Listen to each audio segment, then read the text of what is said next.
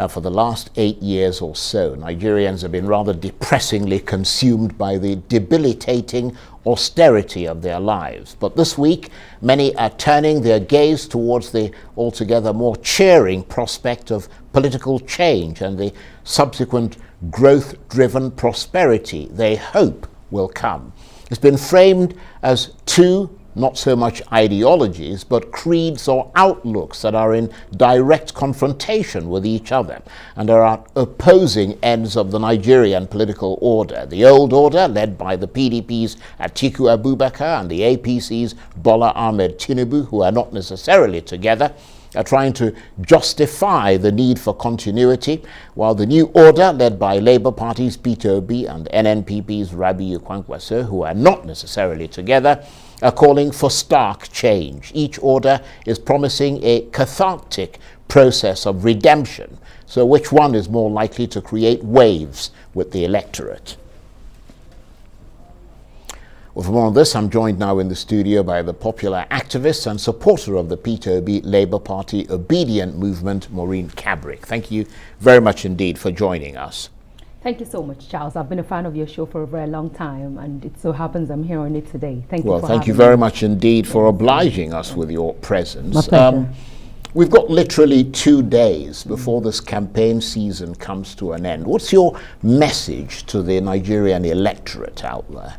My message to the Nigerian electorate is very simple. It's what I've always told, the citizens of Nigeria who are desirous of a change, that Peter Obi is the man for every one of us who has that courage of conviction.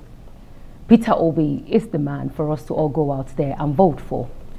For me personally, I chose Mr. Peter Obi because that's the mandate I chose to stand on. I chose to stand on the mandate of a man who can stand by himself. The mandate of a man who is speaking to us, on the mandate of a man who is showing enormous courage, on the mandate of a man who is not afraid to come and sit down with you, Charles, and discuss issues with you, burning issues with you, on the mandate of a man who can, who can discern things for himself, on the mandate of a man who is providing solutions to all the issues that are bedeviling us in Nigeria today, on the mandate of a man who says, do not vote for me because I am an Igbo man. And also do not vote for me because I am a Christian, but vote for me because I have all that it takes to serve you and unite this country and put this country back on the path of growth, on the path of consumption to production. So we have decided, and my message to every Nigerian out there is we have this particular moment to seize and end an era of impunity, end an era of disregard of citizens, end an era of, so much of corruption, end an era of where the people who were selected, not elected, get into office and they do not have any regard for human lives. To choose to go to that poll and choose a man who has brought himself to the people, who has said, you are running for the office of the president through me. I am here to serve you. Hold me accountable. These are my past records. He put it out there. There's no media, mainstream media, that has invited Mr. Peter Obi to come speak to them, that he hasn't shown up there. He has offered himself to us. And so I urge Nigerians that just as Martin Luther King says, he wants to believe that people will go to the polls making that sound choice that will end this establishment of the APC that has offered us nothing but chaos, pain, suffering, anger, sorrow. And it is time to say, we the people are taking this power back to where it rightly belongs to, and that is the base of the citizens of this great country called Nigeria. Well, you certainly sound very passionate about this. Now let's look at what could get in the way of that ambition that you've got. There are more than 93 million registered voters. but just over 74 million have collected their voter cards. And that's about 80% of registered voters. So there are nearly 20 million voters who didn't pick up their PVCs. That's quite a big number, isn't it? A big chunk of people who will not vote. How concerning is that for you? For us, yeah, it is concerning. But if you look at also the statistics released by INEC, they told you 18 years to 35 years, 39% of that demography has picked up their PVCs. And I tell you clearly that 39% and also about 33%, which falls between the age of 35 and above, there is a critical base out there that is demanding for a new Nigeria, which they have come to say is possible. And I tell you, from those two demographies, and I also speak about the silent voters, that silent voters that forms now the older category. There's so many of them who do not come out to speak about issues, and you can't blame them. Because like I said in one other TV station that, Nigeria is a very cruel country that goes after people when they speak up and do not speak for the establishment and do not speak for the seemingly party that is in power. The establishment goes after them. So there's quite a majority that is also trying to find their voice. People like us, whatever happens, hey, we're ready to, pay the ultimate price because it's something we have said we're going to do, and we've put ourselves out, in the front lines. So if you put all of those percentages added to the silent majority that aren't saying anything, but have found a choice in Peter Obi, trust me. Right. But we're going to, yes. Right. Yes. So, I mean, obviously, just listening to you and looking at some of the other evidence, many young people feeling much more engaged in this election than arguably any other in Nigeria's history. Many of them feel that this is about them. And your preferred candidate, Peter Obi, really hoping to capitalize on that. Is that what you hope might tip the balance of this election in his favor? You see, this change has been on the horizon. But, we're people who never learn from our history. And as a young child, my late dad, whom I was so close to, may his soul rest in peace, he died, a year and a half ago, And well, I'm sorry to hear that. You have my sympathies. Thank you. He is someone who has been in the political space. And since I was little, I remember my father buying newspapers, taking us to school. And he gives it to us, we read, and we, so for me, I became a bit politically aware, And if there's anything I've learned over the years is that we never learn from our history. This change has been in the horizon, but the people in power ignored it and they called it noise making. And it only just took a man like Peter Obi having the courage, having the strength of character to come out and the conviction to say that even if I'm going to run alone without anybody's support, I'm going to dare. And I'll put myself out there. And these young people, with all the energy they have in them, with all their quest for a shift from the old order that has brought them nothing but pain, anguish, and sorrow. They were killed by the establishment, by the people who they call their moms and dads. They went to Lekki and opened fire on them. We have been victims of the government on the streets here in Abuja, where, we have police, even during the NSAS, we would have been the first casualties, because right in front of National Assembly, the military was sent in on one of the days we came out during the NSAS. And they would have actually, leveled a few people down there, but unfortunately, Lagos paid the big price. So they didn't get the anger. They always say it's just social media noise. And I say, I live on the streets. You live on the streets. Arise News is on social media.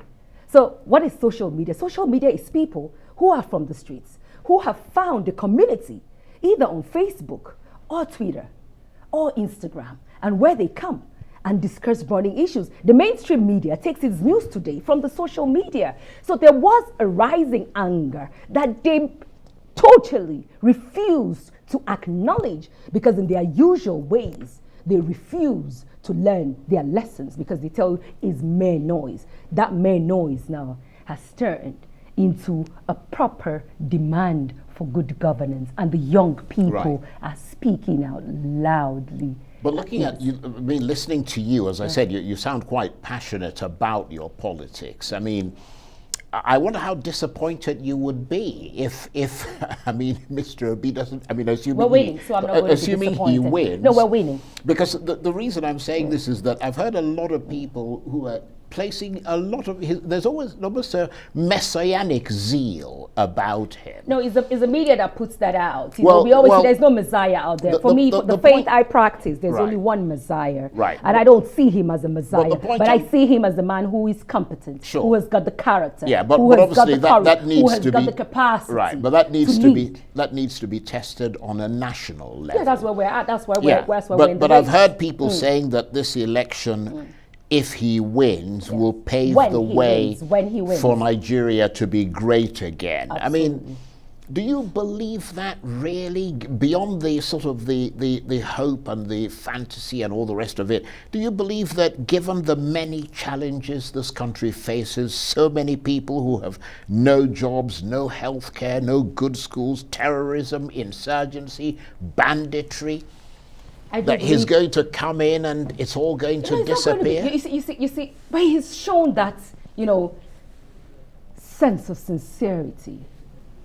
He has sat down in so many media houses and he's spoken about his desire to even just, see Nigerians grow from but where all we the are. other candidates No, they haven't. I haven't seen the candidates of the PDP come sit before you. I haven't seen the candidates of the PDP appear before you in Arise. Aside from the interviews, like all those debates, maybe once or twice. Well, he was actually interviewed by Arise. But not as many times, in fairness, as Peter Obi had. I haven't seen the candidates of the But then some would argue that Mr. Obi needed to do more work than the others. They're all vying for votes. We shouldn't give excuses for any one of them. It's like someone coming to look for a job at Arise TV and he doesn't want to send his CV to you guys and he doesn't want to submit himself to you, Charles, or any other person who wants to interview him. And he tells you guys, oh, the CV I gave you guys is good enough. You either employ me or you don't. Are you going to employ that kind of a person? So that's what we have before us. So we have before us a man who has a proven track record. And for many times, as he has appeared either on this platform or other platforms, he says the famous line, go and verify. I am yet to see anyone who has disproved anything that Mr. Obi has put forward. So what more do you want to hear from someone who has got that much sincerity in him to want to do his very best for a country that is at the brink? Right. Because today, there are so many challenges, and that's why he says security, unity will be topmost for them. And that's why you hear Senator Datti tells you the day we are announced as winners, which we see as 26th February or 27th February, we will stop the killing and start the healing. I can tell you, I hear the sounds of joy all across Nigeria because the healing will indeed start. So the issue you think might be after they are announced as winners will not be there because the healing begins. Okay. Well, beyond the slogans, and I say that respectfully. I mean, we've got about 30 seconds left. What's the game plan from here? The election is on Saturday. Yeah, we're fully ready. We're fully prepared. Everyone knows what to do. We're all going to be polling unit agents on that day. And you've got enough polling unit agents across the country? Absolutely. Don't forget also ADC, has shown its weight and support behind Mr. Peter Obi. Splinter. Yes, and they have splinter group from and another party, ADC. Boots Party. Today, before I came into your studio, I learned have also thrown their weights behind Peter Obi. Yeah, people were talking, we don't have enough polling agents, but we have 134,000, over 134,000. ADC has over 96,000.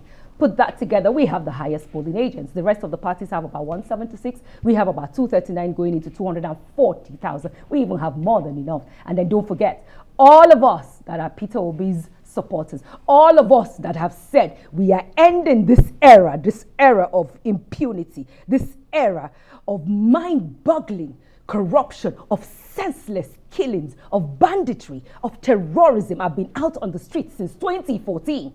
And this is the time that we are taking our rights fully away from the establishment. I tell you, we are all going to be polling unit agents and we're going to have our eyes on INEC. INEC has better be prepared for the election that is coming because we know that on 26th or 27th, Professor Mahmood Yakubu is going to announce Mr. Peter Obi and Senator Datti as the presidents and the vice presidents of the Federal Republic of Nigeria. And on that note, I want to thank you very much you so indeed much. for coming in. Thank you so Maureen much for having Kabrik me. is a Yes. popular activist and supporter of the Peter Obi Labour Party Obidient Movement, as if I needed to say that. Thank you very much indeed. Thank you so much.